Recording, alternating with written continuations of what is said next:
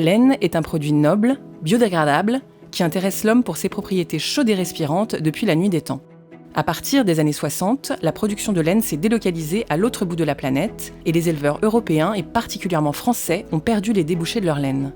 Mérinos France crée et produit des collections de mailles pour l'industrie du luxe à partir d'une laine tracée venant des meilleurs élevages français de Mérinos.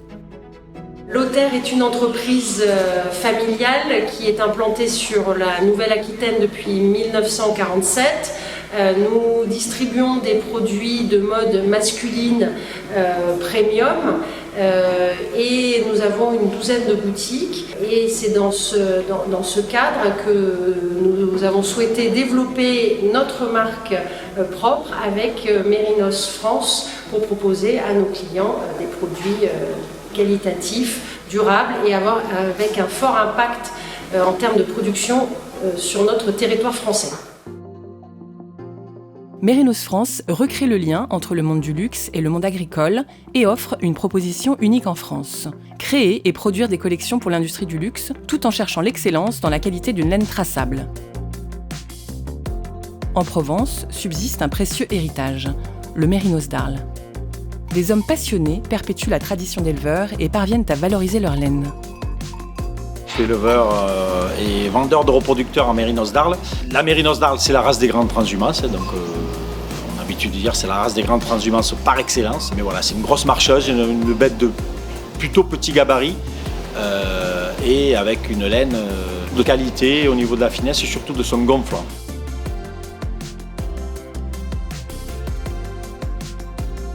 Sur place, certains éleveurs ont parfaitement compris la valeur de la laine et sont très attentifs aux conditions de tonte.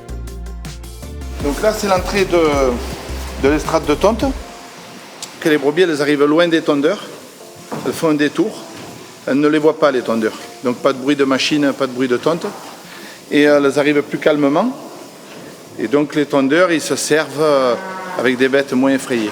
On leur met du foin là-bas derrière, donc elles sont relâchées. Et de suite, elles se ressentent mieux, quoi. 2 minutes après, c'est passé. Et la laine est propre parce qu'elle est en hauteur et les brebis ne partent pas avec les toisons. Les brebis repartent avec le tunnel, donc elles ne se mélangent pas avec la laine. Cette connaissance du monde de l'élevage à Arles nous permet d'avoir une traçabilité infaillible de l'origine de notre laine.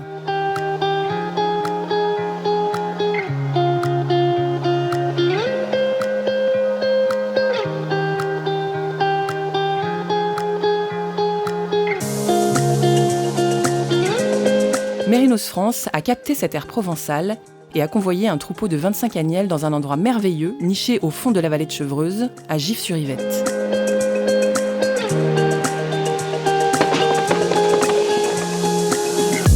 À partir de ce troupeau d'agnelles, la société investit dans la recherche sur la qualité de la laine, en partant d'un troupeau de mérinos de race pure, et recherche ce qui se fait de mieux dans le monde. Plus la laine est fine, plus elle est prisée par le monde du luxe. Le soutien de la commune est total pour ce troupeau pilote, qui est notre laboratoire du vivant. Alors je suis avec Yann Cochetier, qui est le maire de la ville où j'habite et je travaille, qui est Gif-sur-Yvette. Et je suis très heureux de voir un projet comme celui-là dans cette ville, parce qu'il a tout son sens et toute sa place. Donc les 2 pieds dans le terroir, et puis la tête vers les étoiles, quoi. Donc ça a du sens. Et justement de pouvoir reconstruire quelque chose d'innovant, quoi. Voilà. Mérinos France investit également dans le tricotage. Le design est au cœur du projet et l'entreprise investit dans la formation de son personnel et l'acquisition de machines de haute technologie. Je suis Jacques-Marie, c'est moi le designer du projet. Ici on est à Stoll actuellement, je suis avec Fred qui est mon formateur, celui qui m'a tout appris dans le tricot. Ah oui, et il se débrouille bien en plus. Donc nos machines sont très faciles à utiliser maintenant, donc on peut être jeune, designer et on peut programmer. Dans Stoll on est spécialiste de la maille, on est un des derniers fabricants européen de machines rectilignes.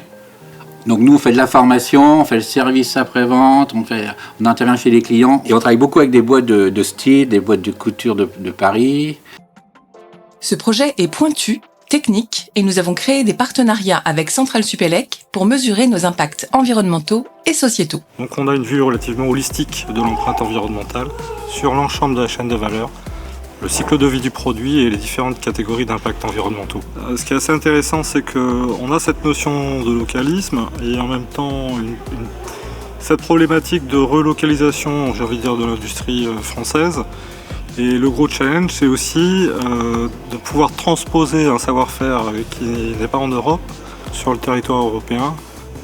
Voilà. Et puis tout ça rentre dans nos considérations environnementales et sociétales qu'on tente à pousser, nous, laboratoire de génie industriel. On travaillait avec Christophe sur l'ensemble d'une chaîne de valeur donc qui va depuis l'élevage des moutons jusqu'à la distribution en magasin et même, pourquoi pas dans le cycle de vie, le recyclage des pulls.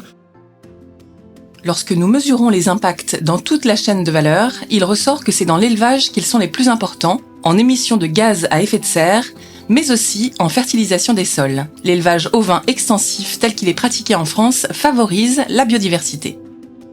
Dans la phase d'industrialisation, les premières études démontrent qu'un pull fabriqué en France avec une énergie décarbonée émet bien moins de gaz à effet de serre que lorsqu'il est fabriqué en Asie.